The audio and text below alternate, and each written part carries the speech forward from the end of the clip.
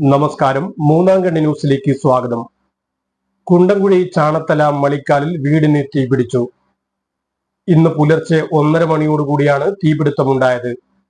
തൊഴിലാളിയായ ആലോജി റാവുവിന്റെ വീടിന്റെ അടുക്കള ഭാഗമാണ് പൂർണ്ണമായും കത്തിയമർന്നത്.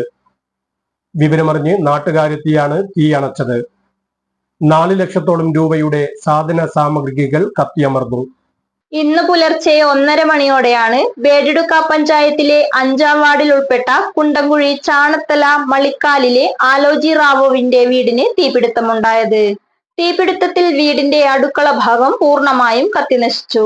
വീടിനോട് ചേർന്നുള്ള കോഴിഷെഡും വിറകുപുരയും കത്തി ചാരമായി.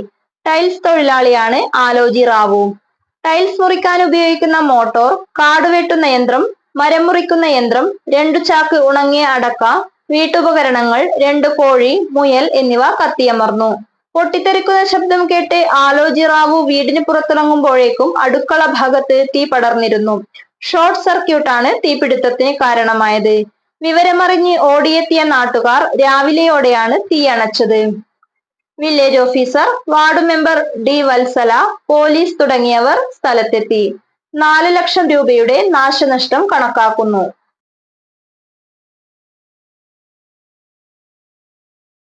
ഇന്നലെ രാത്രിക്ക് 1:30 മണിക്കാണ് ഞാൻ അറിഞ്ഞത് സംഭവം.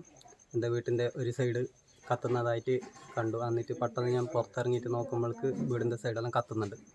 എനിക്ക് പെട്ടെന്ന് തീ കെടുത്താൻ വേണ്ടിയിട്ട് മോട്ടോർ സ്റ്റാർട്ടാക്കാനും പിന്നെ അതിൻ്റെ കാര്യങ്ങളായിട്ട് ഞാൻ പോയി. പിന്നെ അപ്പോഴേക്ക് ഫുള്ള് ഒന്നാകെ തീ പിടിച്ചു. പിന്നെ നാട്ടുകാരെല്ലാം ഒന്നിച്ച് കൂടി എല്ലാവരും കൂടിയിട്ട് തീ കെടുത്തി.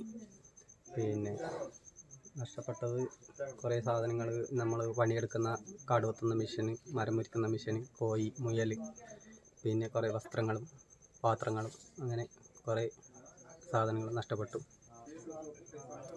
എങ്ങനെ കാരണം എന്താണ് തീ പിടിക്കാൻ?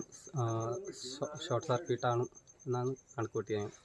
പിന്നെ തീ കത്തിക്കുന്ന ഞങ്ങൾ ഉള്ളിലാണ്, പുറത്ത് തീ കത്തിക്കുന്നില്ല. ഷോർട്ട് സർക്യൂട്ട് തന്നെ ആയിരിക്കും എന്നാണ് ഊഹിക്കുന്നത്.